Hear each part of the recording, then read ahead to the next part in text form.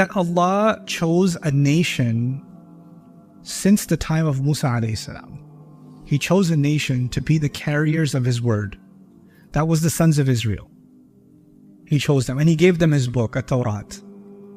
And they were chosen and given preference over all other nations in the world. This is what the Qur'an itself tells us. Okay? وَفَضَّلْنَاكُمْ عَلَى الْعَالَمِينَ. We gave you preference over all other nations. No other nation had this many prophets. No other nation had this many chances to live by and demonstrate the truth of Allah's book.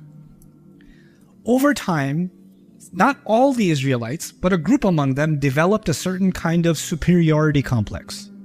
Okay? Now this is really important. We hate it when somebody quotes something from the Qur'an and says, all these Muslims, this is what they believe. You see?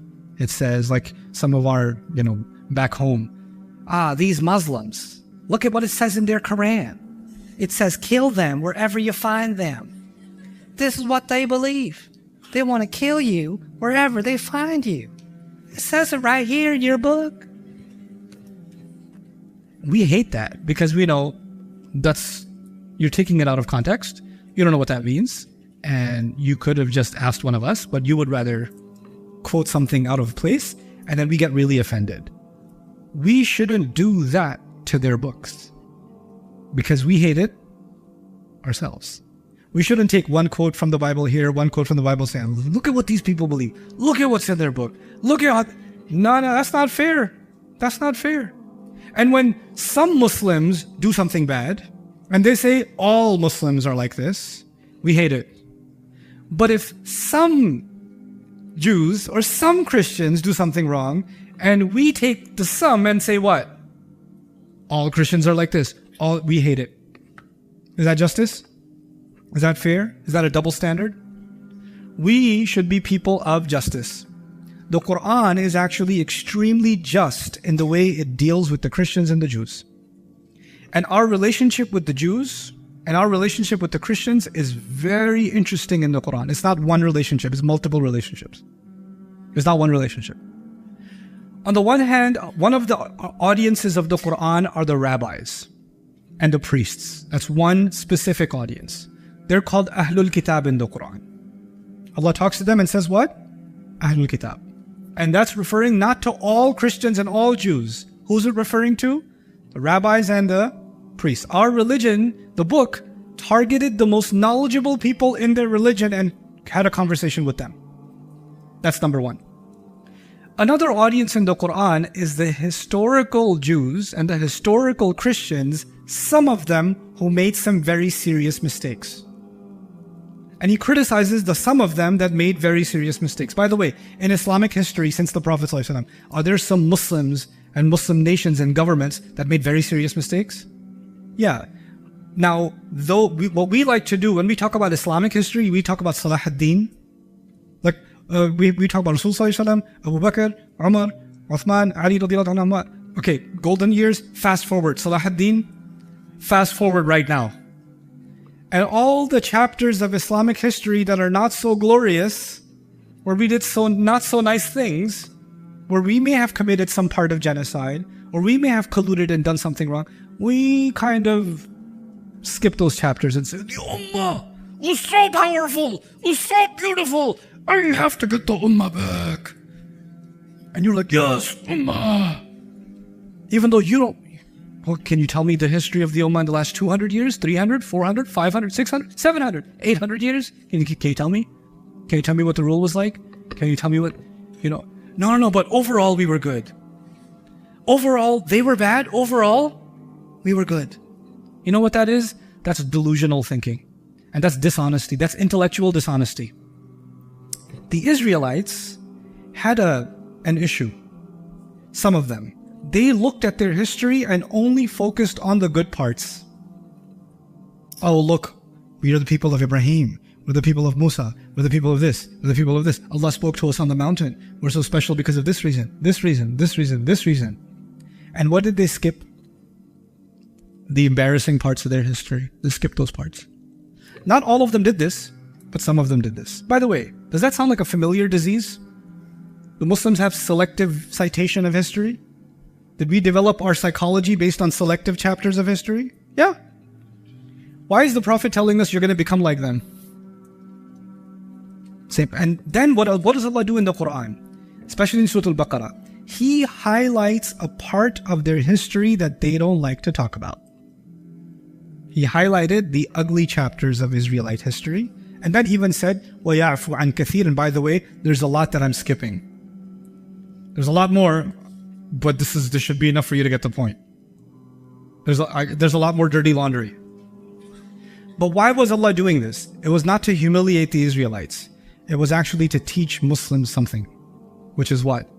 Be honest with yourselves. And then the other part of the Israelite history in the Quran. So we've got the rabbis and the priests being talked to, selective history being addressed among some of them. The third, there are heroes in Israelite history that are our heroes, not just their prophets. وَكَأَيٍّ مِّن نَبِيٍّ قَاتَلَ مَعَهُ رِبِّيُّونَ كَثِيرٌ. When Muslims were about to go into the battle of Uhud, you know who their inspiration was in the Quran? Those who fought alongside the Israelite prophets. Who were they? The Israelites. These were the Jews of that time. We consider them the Muslims of that time. And they are our inspiration in the Quran. Actually. So what I'm saying is, we think that the Quran paints one stroke, one picture of who the Jews are, one picture of who the Christians are in the Quran. That is absolutely not the case. In some places of certain groups, highly critical. In some places of certain groups, praising. In the current times, and the Muslims would have been like, okay, no, we know something about the historical Jews. Some of them were praiseworthy, some of them were criticism worthy. But what about the Jews we're living with in Medina? What about them? Allah says, وَمِنْهُمْ مَنْ إِنْ تَأْمَنْهُ بِقِنْطَارٍ يُؤَدِّهِ إِلَيْكَ وَمِنْهُمْ مَنْ إِنْ تَأْمَنْهُ بِدِينَارٍ لَا يُؤَدِّهِ إِلَيْكَ. Among them are people, if you trusted them with piles and piles of wealth, they will give it back to you 100%. And among them, there are those, if you give them even 1 penny, they will not give it back to you. And the second group, so the first one, and by the way, he mentioned the honest ones first.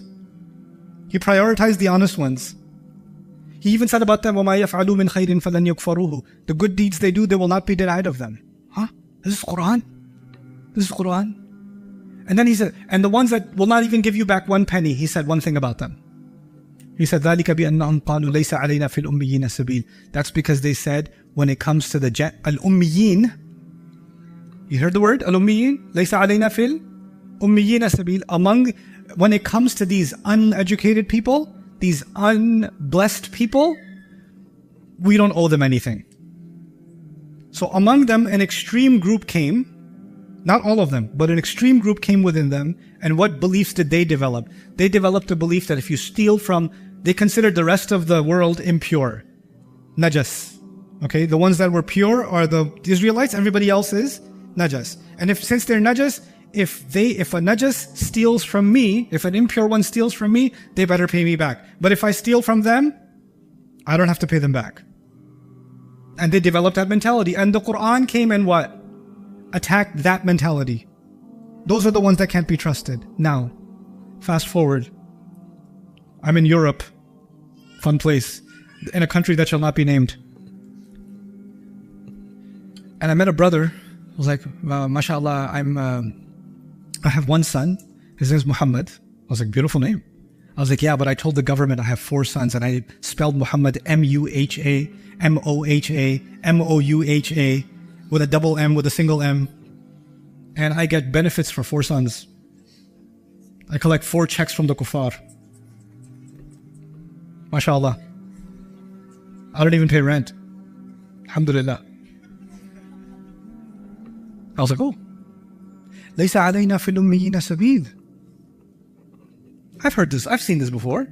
You can steal from them because they're what? You go, Father, they're najas. You can steal from them. This was something that the Quran criticized this about a group of people before. But whose behavior is this? This is now not all Muslims, but some Muslims. Absolutely.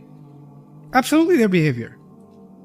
So this mentality, this mindset is actually what the Quran criticizes. However, now, among them